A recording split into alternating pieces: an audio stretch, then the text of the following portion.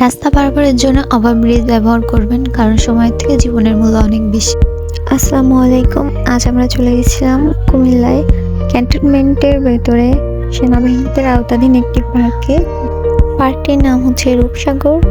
আমি এখানে প্রবেশ করতে করতে ভিডিও করছিলাম, কিন্তু যেহেতু এটা সেনাবাহিনীদের আন্ডারে, তো তারা আমাকে বলে প্রবেশদ্বারের ভিডিওটা ডিলিট করে দিতে, তো আমি ডিলিট করে দিই।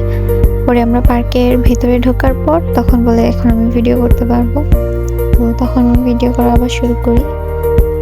এখানে ঢুকে আমরা দেখতে পাই অনেক বড় একটা দিঘি বা পুকুর, যেটা বলার মূলত রূপসাগরটা সম্পূর্ণটাই এই পুকুরটাকে কেন্দ্র করে চার সাইড দিয়ে রাস্তা আছে, আর খুব সুন্দর করে ফুল গাছ লাগানো, একটা মনোরম দৃশ্য। এখানে বোটে চড়ার ব্যবস্থা ছিল, কিন্তু যেহেতু আমরা অনেক দেরি করে এসেছিলাম এই জন্য আর বোট চড়া হয়নি। আমরা পুরো রূপসাগরটাই ঘোরার চেষ্টা করছি অল্প সময়ের ভেতরে। এই যে দেখতে পাচ্ছেন, এটা একটা অনেক বড় ক্যাফে।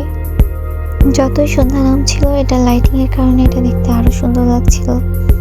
সাধারণত এখানে অনেক মানুষ থাকে, কিন্তু যেহেতু আমরা আসতে একটু দেরি করে ফেলছি, তাই তখন বেশি একটা মানুষ ছিল না। যারা ছিল আমরা থাকতে থাকতে তারাও চলে যায়, আমরাই যাই সবার শেষে।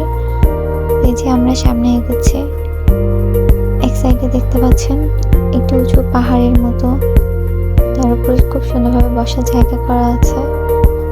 আমরা হাতে যদি সময় নিয়ে যাইতাম তাহলে হয়তো আরো সুন্দরভাবে সবটা ভিডিও করার চেষ্টা করতাম। এই যে এখানে একজন আমার ভিডিও করছে আর আমি তার।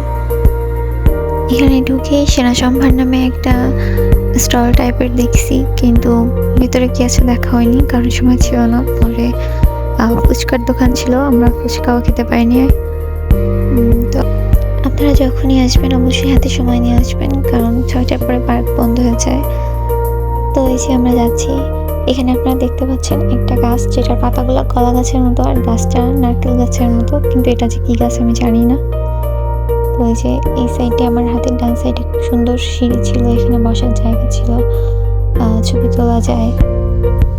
শুনেছি এখানে নাকি সামনে কোথাও হরিণ আছে, কিন্তু যেহেতু সন্ধ্যা নেমে এসেছিল আমরা হরিণের দেখা পাইনি আর খুঁজতেও যেতে পারিনি, কারণ হাতে বেশি সময় ছিল না। আমরা একটু উপরে গেলাম, ছবি তুললাম, সাথে আমার ভাগ্নিরা ছিল। সেই যে ভিডিওর প্রথমে দেখানো ক্যাফেটার কাছে এখন আমরা পৌঁছে গেছি, কিন্তু সে একই সমস্যার সময় না থাকার কারণে উপরে আর যাওয়া হলো না। তো দেখতে পাচ্ছেন সন্ধ্যা নেমে এসছে, চারিদিকে অন্ধকার হয়ে আসছিল। ইচ্ছা ছিল আমরা যে সাইডে এসেছি তার বিপরীত সাইড দিয়ে ঘুরে যাওয়ার, কিন্তু ওই সাইডটা একটু অন্ধকার ছিল, যার কারণে আমরা যে রাস্তা দিয়ে এসেছি সেই রাস্তা দিয়ে আবার ফিরে গেছি। সুন্দর একটা বসার জায়গা, তারা ছবি তুলছে, আমি দূর থেকে ওদের ভিডিও করে দিলাম। আমিও পরে ওখানে গিয়েছিলাম, গিয়ে ছবি তুলছি। ইচ্ছা আছে আবার আসার, হাতে বেশি সময় নিয়ে, যেন পুরো পাহাড়টা খুব সুন্দরভাবে ঘুরে দেখতে পারি। এখানে সুন্দর সুন্দর কিছু স্পট ছিল, কিন্তু আমি সব জায়গায় ক্লাব ভিডিও করতে পারিনি। এটা একটা তার মধ্যে, এটা আমার কাছে অনেক ভালো লাগছিল। এখানে একটা কথা বলা দরকার, এখানে ঢুকতে অবশ্যই আপনাদের টিকিট কাটতে হবে। এখানে টিকিটের দাম সাধারণ মানুষ আর সেনাবাহিনী পার্সনের জন্য কিছুটা কম বেশি আছে, যেহেতু এটা ক্যান্টনমেন্টের ভিতরে। আর এখানে আসার পূর্বে অবশ্যই আপনি ভিডিও করতে পারবেন না, পার্কে ঢোকার পর আপনি ভিডিও শুরু করবেন, পার্ক থেকে বাইরে হওয়ার আগে আপনার ভিডিও শেষ করতে হবে, কারণ এটা সেনাবাহিনীদের আওতাধীন। ও আমার ভাগ্নি, নাম সাবিরা আসরিন মাহা। দেখতে পাচ্ছেন ও কত খুশি ছিল, কত হ্যাপি। ও একা একাই খেলছিল, মাশাআল্লাহ মাশাআল্লাহ অনেক কিউট লাগছিল ওকে। এখানে একটা রাস্তা ছিল, যার একটা ছোট ক্লিপ জাস্ট আমি নিতে পারছি। সবাই এখানে শাড়ি পরে ছবিও তোলে। যাই হোক, আমরা এখন ফিরে যাচ্ছি। আমরা এখান থেকে বাইর হয়ে এক জায়গায় চা কফি খেয়েছিলাম, কিন্তু যেহেতু এটা রূপসাগরের বাইরে ছিল আর ক্যান্টনমেন্টের ভেতরে, তো আমি ওই জায়গাটার ভিডিও করতে পারিনি, ওটা এলাও ছিল না।